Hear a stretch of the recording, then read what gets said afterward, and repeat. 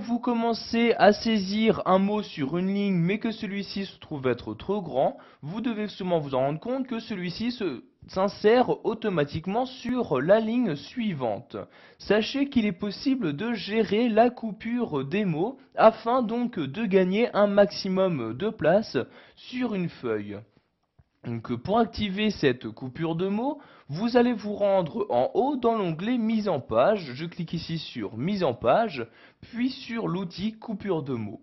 Donc je clique donc sur cet outil et voyez donc par défaut la coupure de mots est désactivée. En effet, aucun est bien coché. Donc vous avez deux modes d'activation, soit le mode automatique ou manuel. Donc je clique ici sur automatique pour laisser décider donc Word 2010 quels mots doivent être coupés ou non.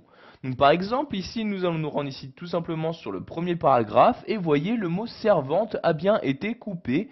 Donc il y a bien les trois premiers caractères de ce mot là donc qui s'affichent sur la première ligne et le reste du mot s'affiche sur la seconde ligne. Donc voyez si je désactive de nouveau cette coupure de mots, donc je clique ici sur coupure de mots puis sur aucun. Vous pouvez voir que le mot servante apparaît maintenant sur la seconde ligne. Donc comme je l'ai dit plus tôt, si vous souhaitez gagner un maximum de place sur votre document, donc vous pouvez activer la coupure de mots. Donc je clique ici, je reclique ici sur automatique et de nouveau donc ici la coupure de mots s'effectue. Donc je vais maintenant l'annuler de nouveau pour maintenant utiliser la coupure de mots, donc la méthode manuelle. Donc je clique ici sur coupure de mots puis aucun et je reclique ici de nouveau sur coupure de mots et maintenant je vais sélectionner manuel. Donc je clique ici sur manuel comme ceci et maintenant donc pour chaque mot que Word a détecté, donc ce logiciel va vous demander donc à quel endroit vous souhaitez couper ce mot-là et si vous souhaitez le couper. Donc par exemple ici, donc, si vous souhaitez ne pas couper le mot servante, vous cliquez ici sur non et automatiquement Word 2010 vous emmène au second mot qu'il est possible de couper. Donc si pour celui-ci vous souhaitez bien couper ce mot-ci, vous cliquez ici sur oui comme ceci et de nouveau vous accédez donc au prochain mot qui est possible de couper. Donc par exemple ici si vous souhaitez le couper, je clique ici sur oui etc. Donc vous pouvez faire ceci pour tous les mots donc, présents dans votre document Word 2010.